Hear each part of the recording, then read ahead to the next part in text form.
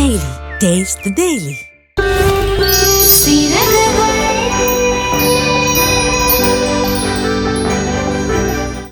மெட்ராஸ் போனியே, அங்க ஏதாவது பொண்ணு பாத்தியா? அவ மகாராணி மாதிரி இருந்தாளா?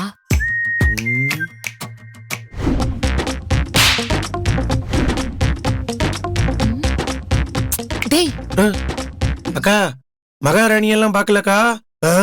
சண்டி ராணி ஒருத்திய தான் பார்த்தேன். ஒரு பொண்ணு எப்படி எல்லாம் இருக்க கூடாதோ அப்படியெல்லாம் அவ இருந்தாக்கா. அக்கா, பேயில ஒரு 400 கிராம், பிசாசுல ஒரு 200 கிராம், காட்டேரியில ஒரு 1/4 கிலோ, அப்புறம் பூதத்துல ஒரு 3/4 கிலோ, மொத்தமா சேர்த்து ஒரே பொட்டலத்துல கட்டின மாதிரி இருந்தாக்கா அவ. எப்படித்தான் இவளெல்லாம் பொண்ணுன்னு பெத்து வளர்த்தாங்கன்னே தெரியலையே. அவளை சொல்லக்கூடாதுக்கா, அவ அப்பனை சொல்லணும். இப்படி ஒரு பொண்ணை பெத்ததுக்கு அந்த ஆளை நடு ரோட்லயே நிக்க வச்சு நாக்க புடிங்கிற மாதிரி 4 கேள்வி கேட்கணும். பெத்து வச்சிருக்கான் பாரு.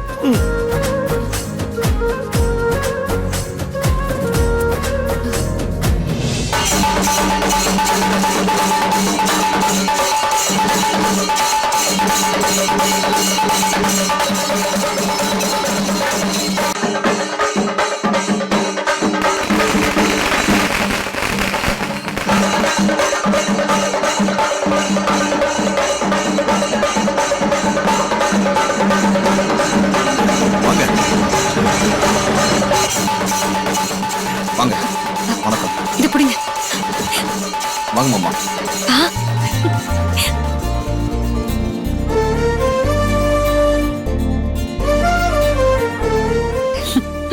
மாமா, என்னடா வரவேற்பெல்லாம் பலமா இருக்க?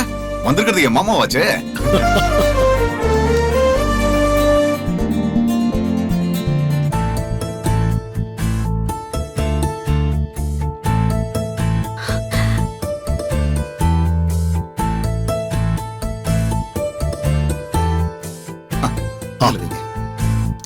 பாரு, எப்படிடா இருக்க?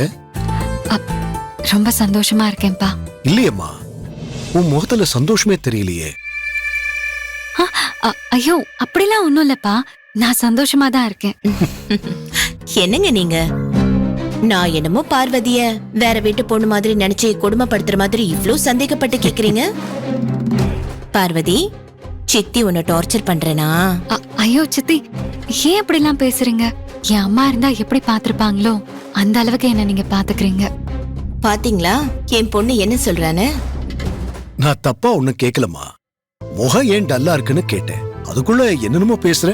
உன்னை பத்தி எனக்கு தெரியாதா? பார்வதிக்காக நீ என்னென்ன தியாகம் பண்ணிருக்கேன்னு எனக்கு மட்டும்தான் தெரியும். சரி சரி, என்ன புகழ்ந்ததெல்லாம் போதும். முதல்ல நீங்க உள்ள வாங்க. வாமா. வாங்க மாமா. வாங்கப்பா.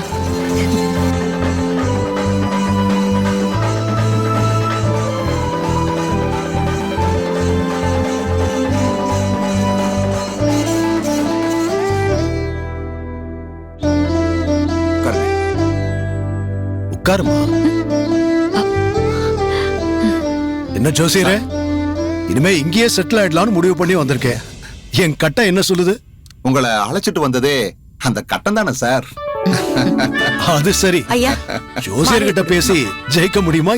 சுசிலாமா, ஐயாக்கு குடிக்க ஏதாவது எடுத்துட்டு வாங்க. சரிம்மா. என்னடா, ஏன் எதுவுமே பேச மாட்டேங்கிற? என்னன்னு சொல்லு. பாப்பா எப்படிங்க ஐயா பேசும்? வருஷக்கணக்கா உங்களை பார்க்காம ஏங்கி இருக்கு. அதனால பேச்சு வராம உங்க பக்கத்திலே உட்கார்ந்து இருக்கு பாப்பா. நீங்களும் உங்களுக்கு ஒரு மக இருக்காங்கிற நினைப்பு இல்லாம வெளிநாட்டிலேயே சுத்திட்டு இருக்கீங்க. அப்பப்ப இங்க வந்தா தானேயா இங்க என்ன நடக்குதுன்னு தெரியும். இதுக்கப்புறமாவது நீங்க இங்கேயே இருங்கய்யா. பார்வதி வாழ்க்கை நல்லா இருக்கும்.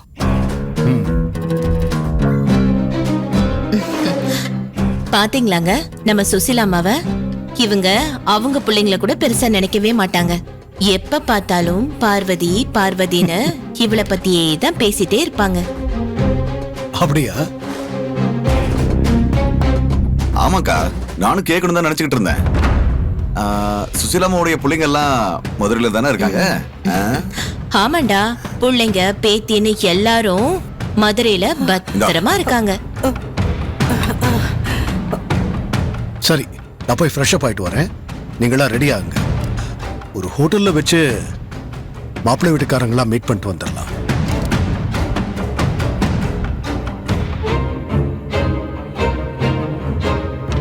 பாரு, போலாமா?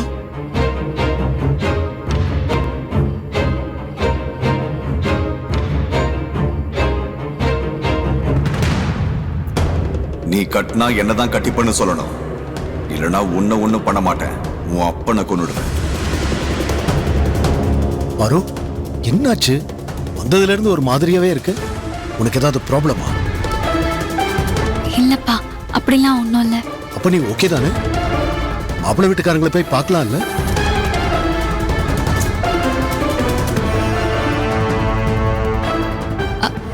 அப்பா, உங்ககிட்ட ஒரு விஷயம் சொல்லணும். என்ன விஷயம்? சொல்லு. எனக்கு இந்த கல்யாணத்துல விருப்பம் இல்லப்பா. என்னாச்சு உனக்கு? மாப்பிள்ளை யார் என்னன்னே தெரியாது. ஏன் திடீர்னு இப்படி ஒரு முடிவுக்கு வர? இல்லப்பா, நான் வேற ஒருத்தரை கல்யாணம் பண்ணிக்க ஆசைப்படுறேன். வேற ஒருத்தரையா? யாரம்மா?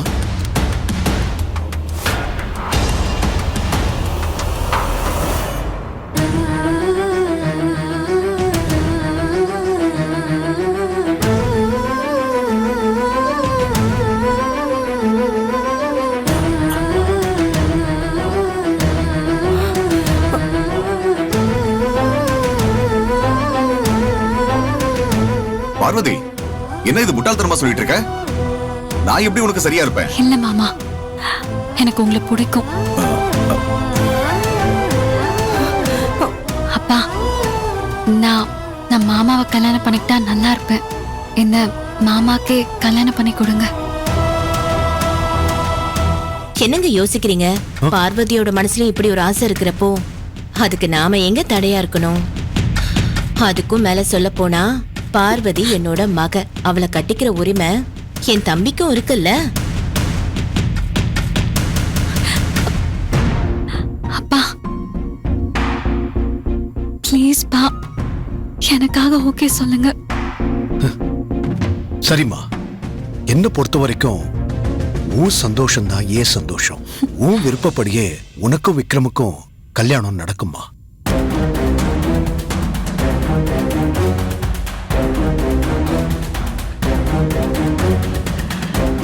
அப்புறம் என்ன? அப்போ கல்யாண வேலைய ஆரம்பிச்சிட வேண்டியதான். ஜோசியரே, சீக்கிரமா 2 பேரோட ஜாதகத்தையும் பார்த்து நாள் குறிச்சிருங்க. சரிங்கம்மா, பண்ணிடலாம். என்னடா நின்னுட்டே இருக்க? மாமா கால்ல விழுந்து ஆசீர்வாதம் வாங்கிக்கோ. மாமா, என்ன ஆசீர்வாதம் பண்ணுங்க. நல்லா இருக்கு, நல்லா இருக்கு. என் பொண்ணை நல்லபடியா பார்த்துக்க. கண்டிப்பா மாமா. சரிங்க, நீங்க வாங்க. நல்லா இருக்கு.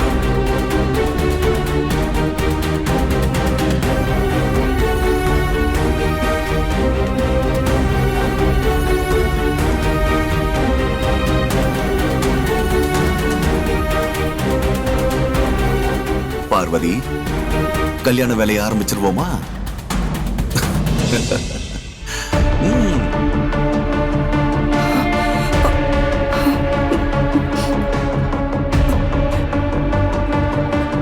என் கண்ணு முன்னாடி உன் வாழ்க்கை நாசமாகறத பார்த்தும் என்னால தடுக்க முடியலையே பாப்பா. என் வாழ்க்கை அழிகிறத என்னாலேயே தடுக்க முடியலையே பாட்டி.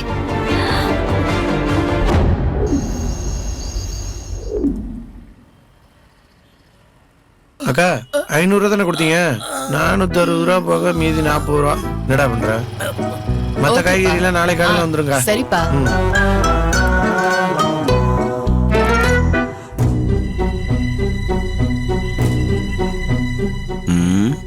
இதுதான் கரெக்ட். கேப்போம். அடடே வாக்கா, அண்ணா எப்படி இருக்காரு? நல்லா இருக்காருப்பா. என்னக்கா வேணும்? ஒரு 5 முட்டை முட்டையா? அண்ணே, அண்ணே, அண்ணா நைட் வசூலுக்கு வந்திருக்காரு போல. ஏய், பாய உடைக்க போறேன் பாரு. வியாபாரத்தை போடுறான். அதுதானே சாப்பிட்டியானே? என்னண்ணே, ஏன் ஒரு மாதிரி இருக்க? சொல்லுண்ணே, என்னாச்சு? வேணாடா, விடுறா. உன்னை எவ்வளவு தாண்டா கஷ்டப்படுத்துறது? விடு. அண்ணே, என்ன விஷயம்னு கேட்டா நீ அதை மட்டும் சொல்லுண்ணே. ஒண்ணும் இல்லடா, உன் அன்னைக்கு சென்னையில இருக்கிற ஹாஸ்பிட்டல்ல வச்சு ட்ரீட்மெண்ட் பார்த்தா குழந்தை பிறக்கும்னு சொன்னாங்க. நானும் ஒரு ஆர்வத்துல ஹாஸ்பிட்டலுக்கு ஃபோன் பண்ணி அப்பாயின்மெண்டே வாங்கி தொலைச்சிட்டேன்டா. நல்ல விஷயம் தானே, அதையே நீ இவ்வளவு எரிச்சலா சொல்ற? நீ வேற சும்மா இரு. அப்பாவுக்கு இன்சூரன்ஸ் பணம் வந்துருங்கிற நம்பிக்கையில தானே ஹாஸ்பிட்டல் அப்பாயின்மெண்ட் வாங்கினேன். இப்பதான் பணம் வர லேட் ஆகும்னு சொல்லிட்டாரு. அண்ணே எவ்வளவுண்ணே கட்டணும்? வேணாண்டா, நீ என்னென்ன வேலை தாண்டா செய்வ? பாவம்ல நீ. நான் எவ்வளவுன்னு கேட்டா நீ அதுக்கு மட்டும் பதில் சொல்லு. ஆஸ்பத்திரிக்கு இப்ப எவ்வளவு கட்டணும்? 50,000டா. அந்த ஹாஸ்பிட்டல்ல வச்சு உங்க அன்னைக்கு ட்ரீட்மெண்ட் பார்த்தா குழந்தை பிறந்துரும்னு சொல்றாங்க. அந்த ஹாஸ்பிட்டலுடைய விளம்பரம் டிவில கூட வந்துச்சாமே.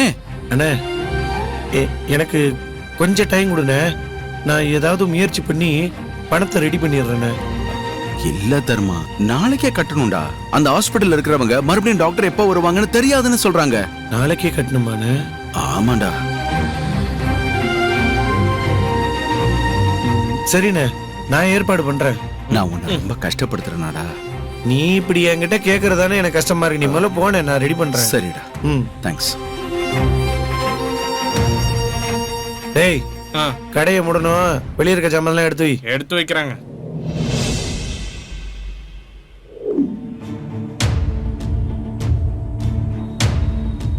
இங்க பாரு, நீ போ.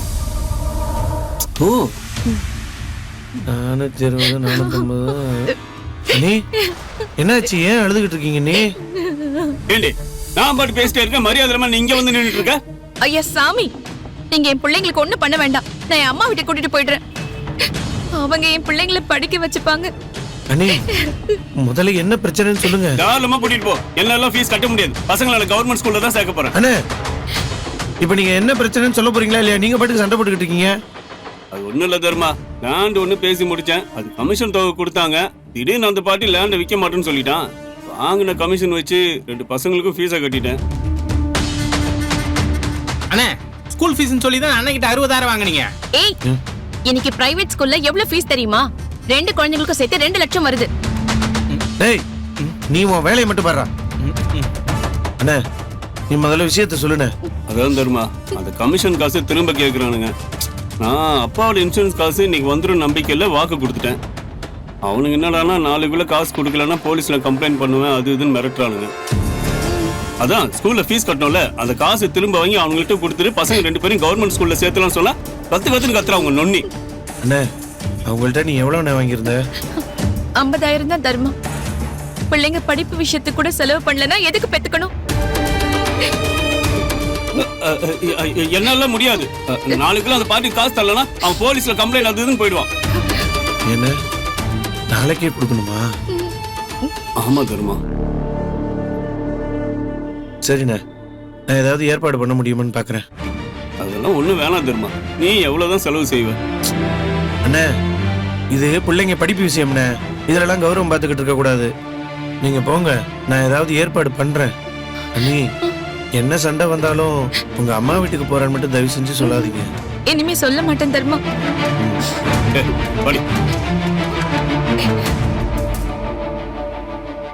அண்ணே ஒரே நைட்ல 1 லட்சம் எடுத்து கொடுக்க இது என்ன மல்லிகை கடையா இல்ல நகை கடையா?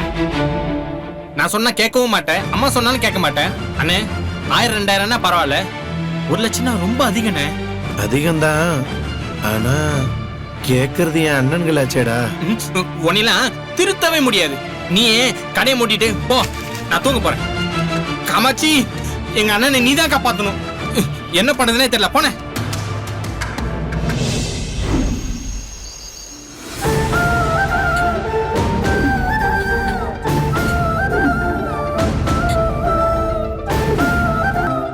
பாப்பா பாப்பா எழுந்துரு எழுந்துரு, சீக்கிரம் வா, சீக்கிரம் வா பாப்பா. எங்க உங்க சித்தி மாமாவும் வீட்ல இல்ல.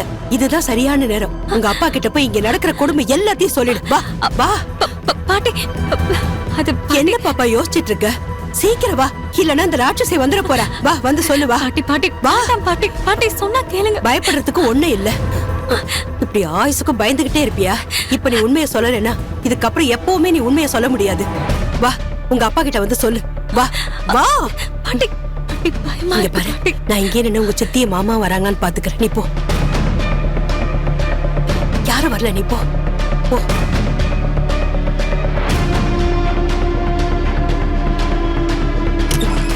பாப்பா நீ போய் பேசு, நான் இங்க இருந்து பாத்துக்கிறேன். சீக்கிரம், பயப்படாத, போ. நான் இருக்கேன், போ. அப்பா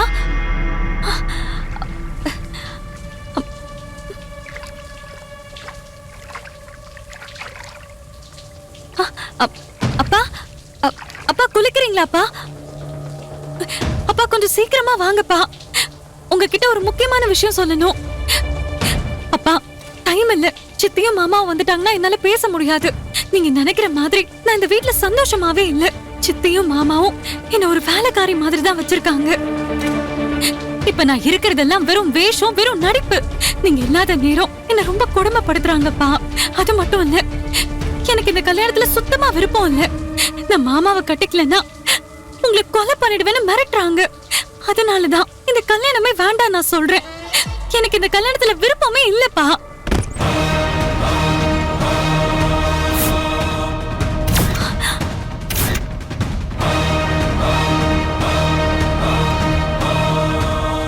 அவ்வளவுதானா? இல்ல உங்க அப்பன் கிட்ட வேற ஏதாவது சொல்லணும்னு நினைச்சியா? இல்ல சித்தி, தெரியாம. இல்ல சித்தி, தெரியாம தெரியாம தெரியாம சித்தி. சித்தி நான் தெரியாம சித்தி.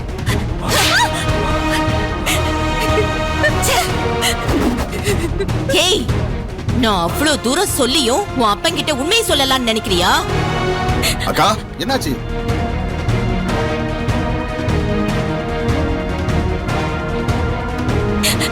என்ன மன்னிச்சிருங்க சித்தி, இனிமே நான் அப்படி பண்ண மாட்டேன். ப்ளீஸ் என்ன மன்னிச்சிடுங்க.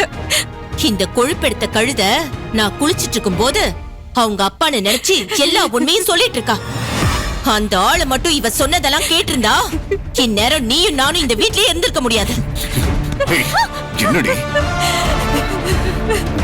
டேய் தம்பி, இதுக்கப்புறம்லாம் இவ்வளவு அசால்ட்டா விட்டுடக்கூடாது.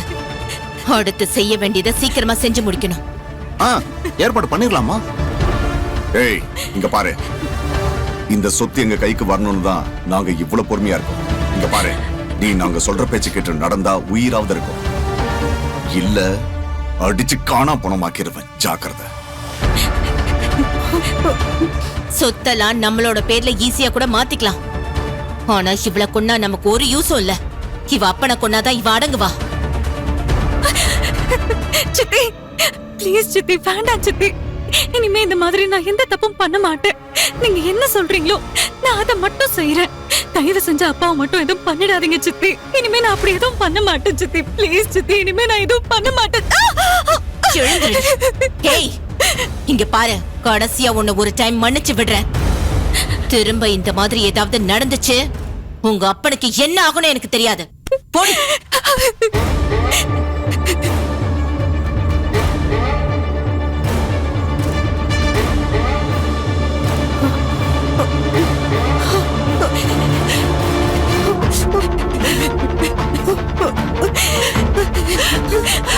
பயப்படாத, நான் தான் அம்மா.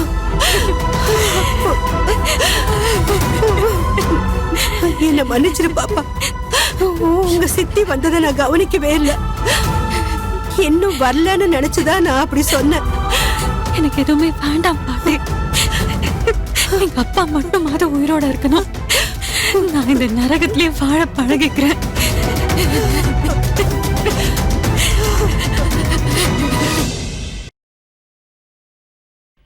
இது 4 கரெக்டா இருக்கு. 4 6 8 போதுமா? இது ஓகே. இது ஓகே. ஏம்பா தர்மா, அப்பா வரவு செலவெல்லாம் சரிக்கு சமமா இருக்க. அப்போ சேமிப்பு எப்பதான் பண்ண போற? அது வர லாபத்தை எல்லாம் எடுத்து அண்ணனுங்களுக்கே அழுதுட்டு இருந்தா சேமிப்பு எங்க இருக்கும்? ஏம்மா எப்ப பார்த்தாலும் இப்படியே சொல்லிட்டு இருக்க? அவங்களும் உன் வயித்துல தானே பிறந்தாங்க. அதனால தான்டா சொல்றேன், பொறுப்பா இருந்து பொழைக்கிற வழிய பாரு. நெத்தி பொட்டுல காசு இல்லனா சுடுகாட்டுல பணத்தை கூட எரிக்க மாட்டானுங்க.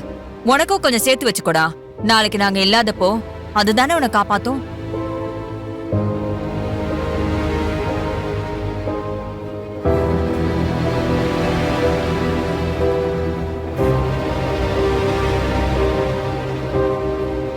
தர்மா,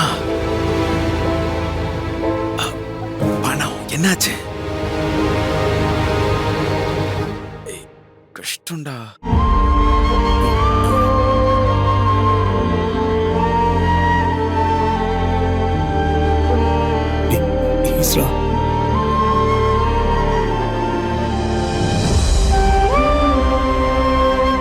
ஏய் தர்மா, சாப்பிடும்போது உனக்கு என்ன யோசனை? சாப்பிடுப்பா.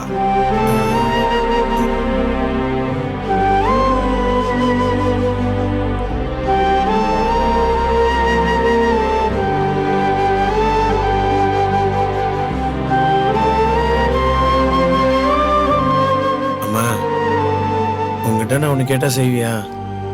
என்ன இன்னொரு ஆம்லெட் வேணுமா? அது இல்லம்மா, உளுந்து விலையெல்லாம் ஏற போகுதுன்னு வியாபாரிக சொல்றாங்க.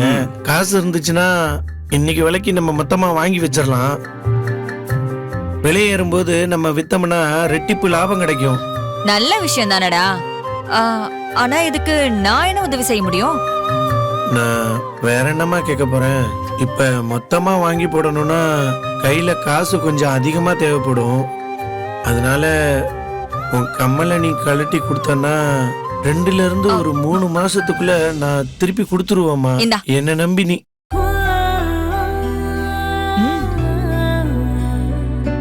இந்தாடா, எதுக்கு நீ தேவையில்லாம பேசிட்டு இருக்க? உன்னை நம்பாம நான் வேற யாரை நம்ப போறேன்? இந்த அப்படி எடுத்துக்க. அம்மா இப்ப போய் நீ இன்னொரு ஆம்லேட் போட்டு எடுத்துட்டு வரியா? சரி.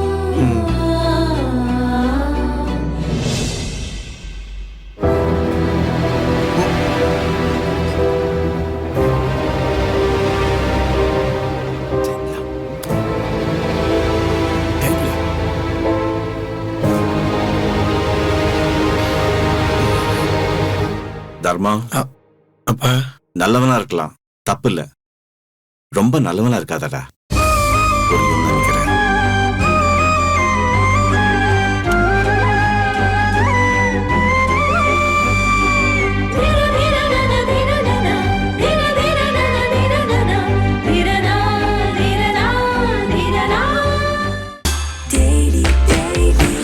Taste Daily. Taste the Daily. Taste Daily. Taste the Daily.